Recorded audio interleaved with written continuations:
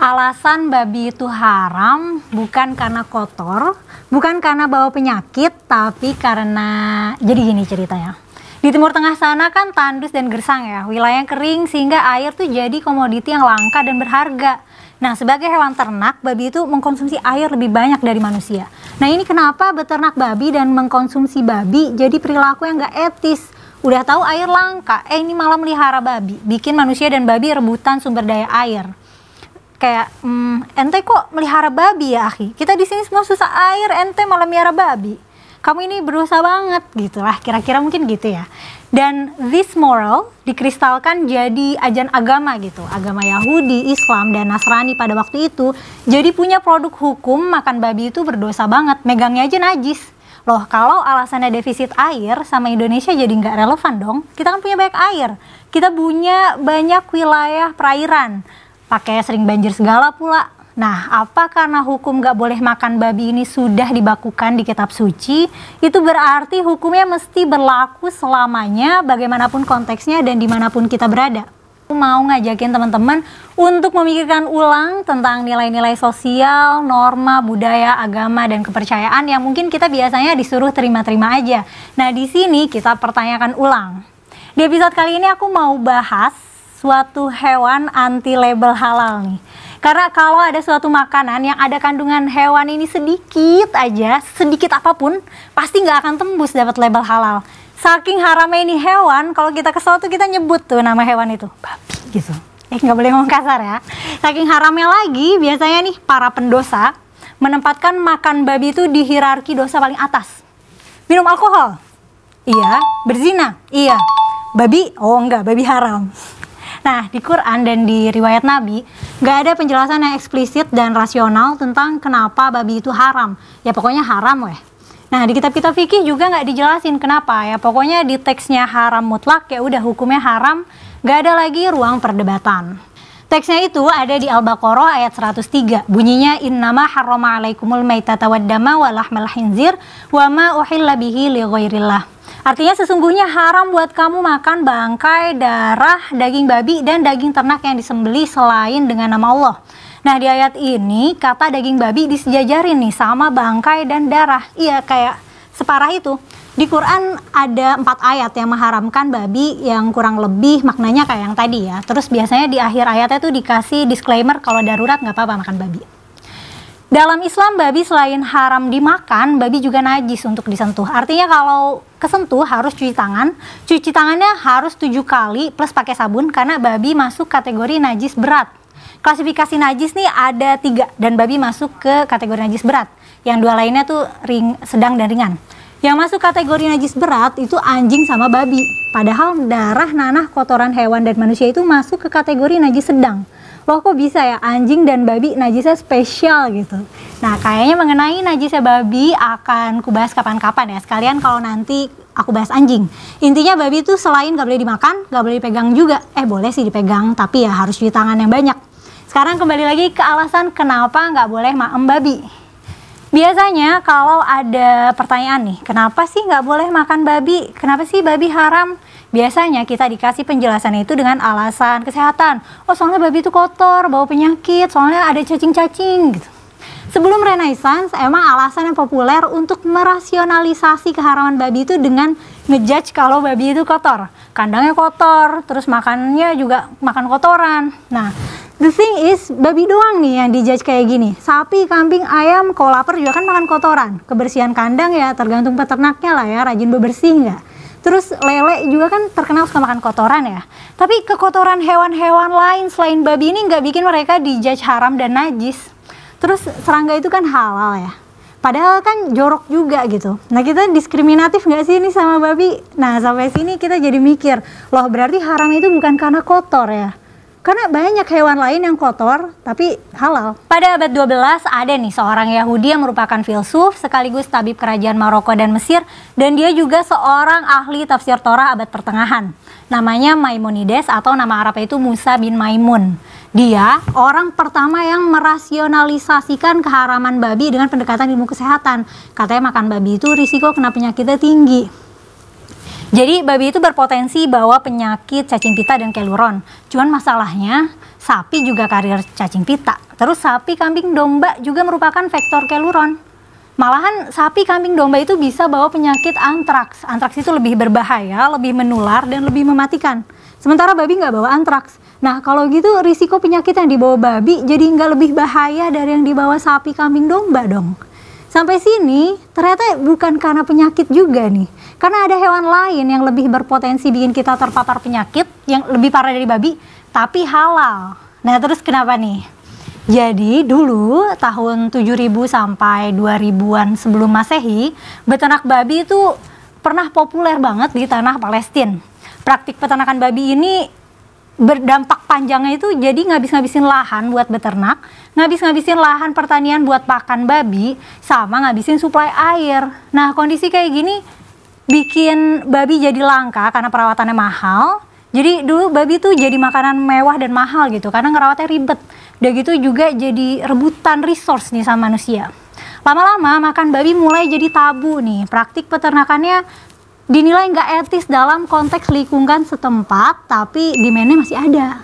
Mungkin kalau mau dianalogin konteks sekarang nih, nggak etisnya tuh kayak gimana? Mungkin kayak mengkonsumsi sup sirip hiu atau telur penyu kali ya. Udah tahu nggak baik buat lingkungan, tapi demand-nya masih ada. Nah, nggak etisnya ini dikristalin aja deh. Jadi praktik agama besar di sana saat itu ya Yahudi duluan ya, yang lebih tua agamanya, terus diikuti Nasrani dan Islam. Nah, mereka melestarikan budaya haram makan babi lewat ya diharamin aja gitu, lewat hukum agama. Sebenarnya mereka lagi preserving kehidupan mereka lagi melindungi manusianya dari rebutan sumber daya sama babi nih, karena babi butuh makan dan minum banyak kan. Nah, cuman generasi-generasi selanjutnya di ratusan dan ribuan tahun kemudian, termasuk kita, udah nggak aware lagi sama alasan aslinya kenapa babi haram. Taunya ya di kitab suci dibilang begitu, dan kalau beriman ya udah tinggal taat aja sama kitab suci. Saat itu dan sepertinya sampai sekarang ya, dan mungkin selama-lamanya sih, emang manusia itu kalau dikasih alasan dampak langsung itu nggak lebih efektif dari dampak yang terkesan imajiner. Jadi kalau kita ngelarang makan babi, jangan makan babi karena itu merusak lingkungan.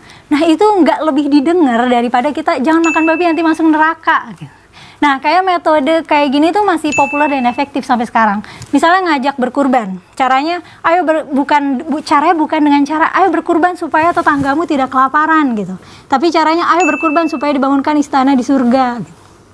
Mungkin orang yang tidak mempraktikkan diet non babi itu akan ngerasa aneh ya, kenapa orang Islam dan Yahudi nggak makan babi gitu. Jadi emang terbentuknya suatu budaya atau norma seringkali bukan karena kesadaran masyarakat secara kolektif gitu. Mereka bukan sadar akan dampaknya, tapi memang budayanya itu bertahan, lestari untuk preserve lingkungannya ataupun manusianya.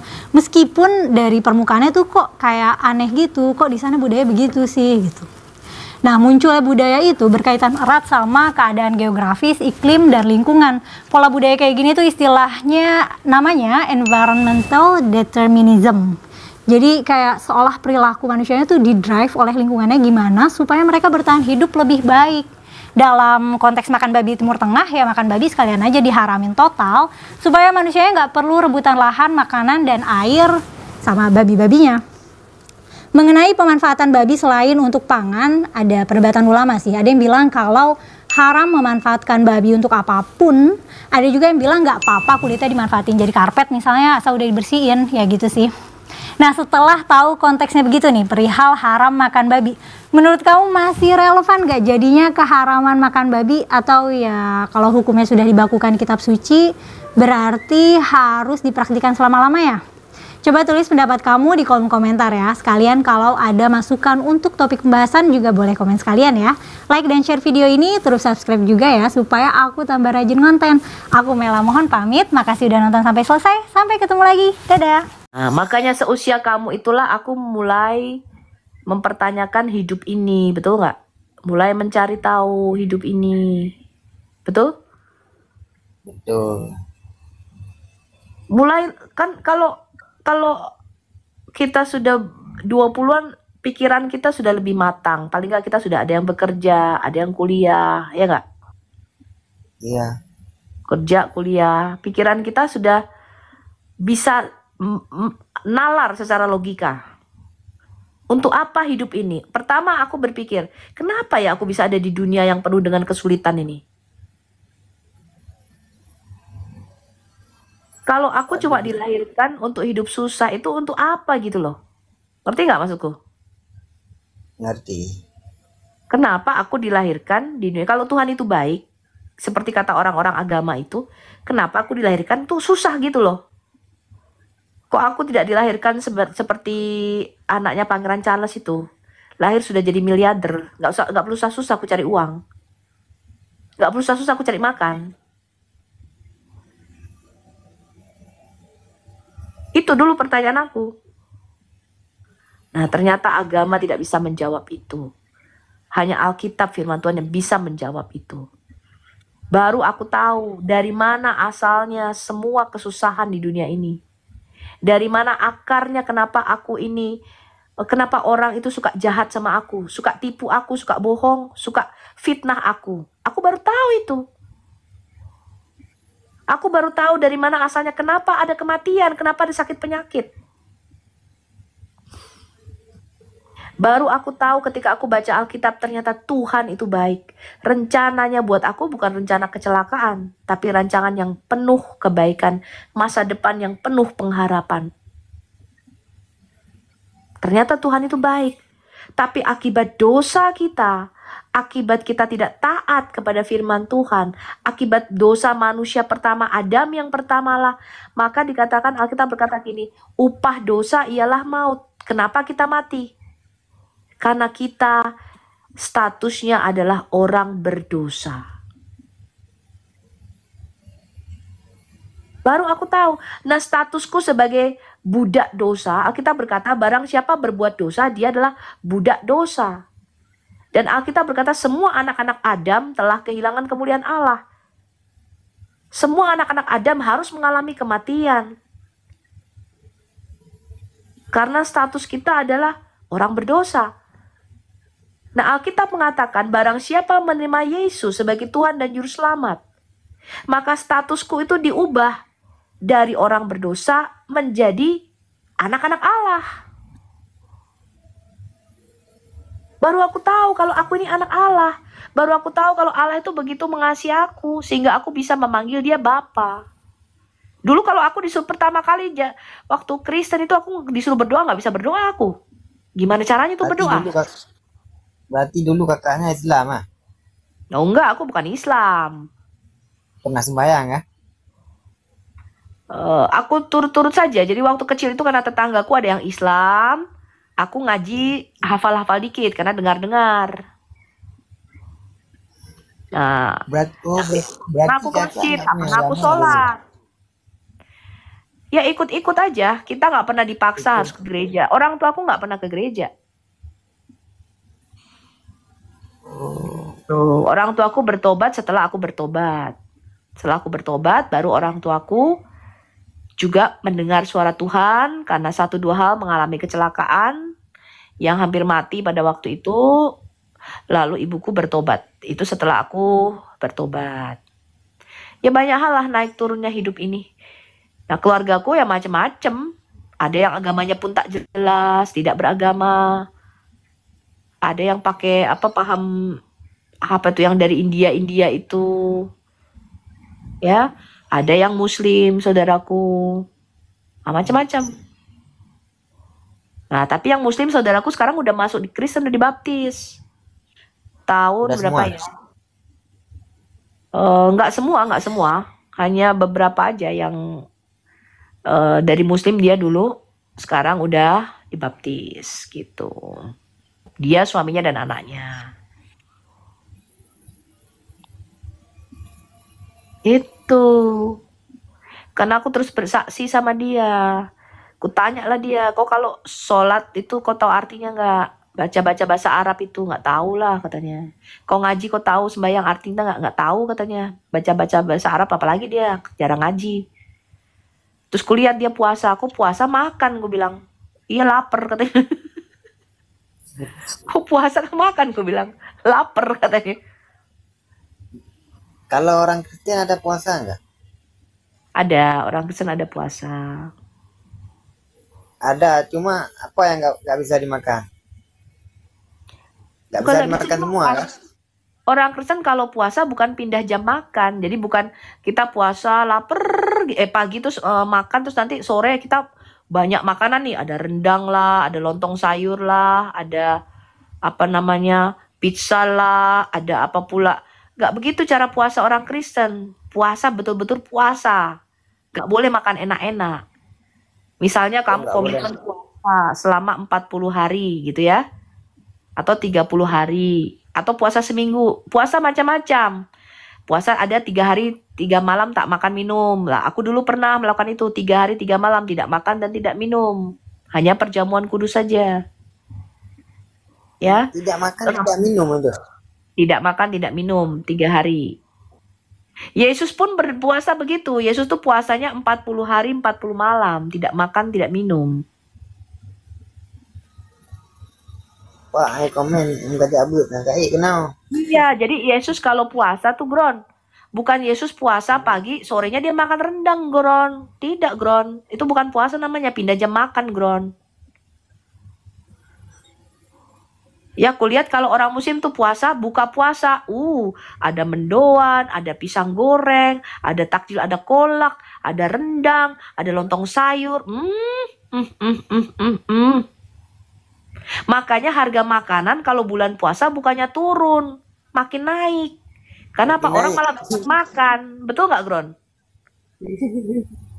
Masa bulan puasa harga naik? Harusnya bulan puasa kan orang jarang makan, betul nggak? Makanya dikit dong. Atau makannya sederhana aja toh. Tapi masa harga daging naik, harga telur naik, harga cabai naik. Berarti lebih banyak makan dong, betul nggak? Logikanya, ya nggak, Gron?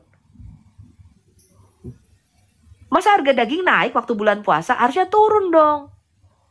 Nah, karena apa? Bukan berpuasa, tapi berpesta pora.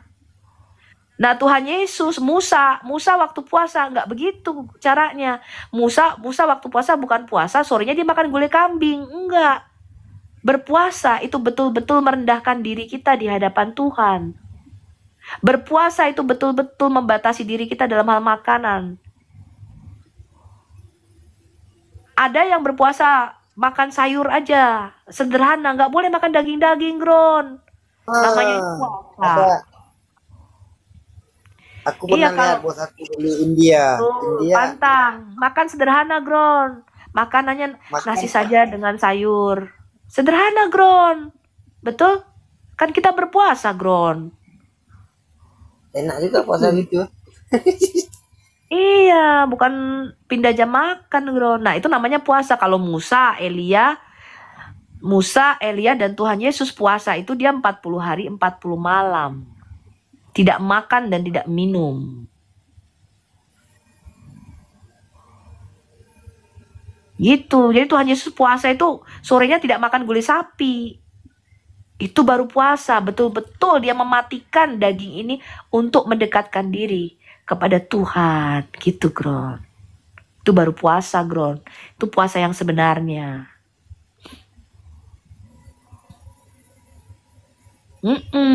Gitu, Gron.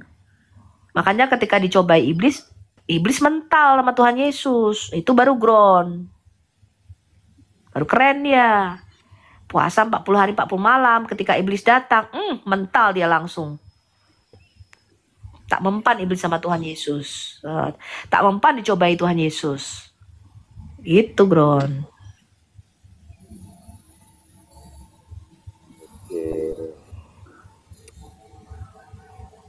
Mantap tuh penjelasannya Kak Sofi.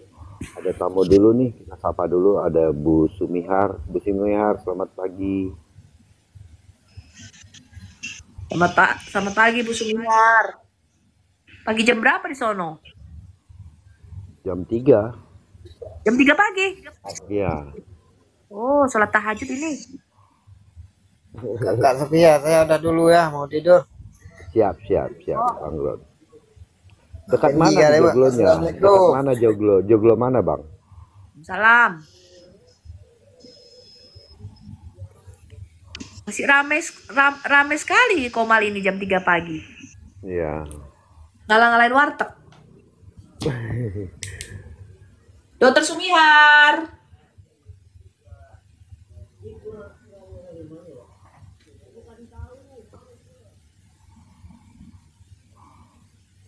Kurang keras suaramu Bang Nabidong. Oh gitu. Nanti kaget mungkin jangan-jangan sudah kelamaan ketiduran kah? Dokter Sumihar. Oke.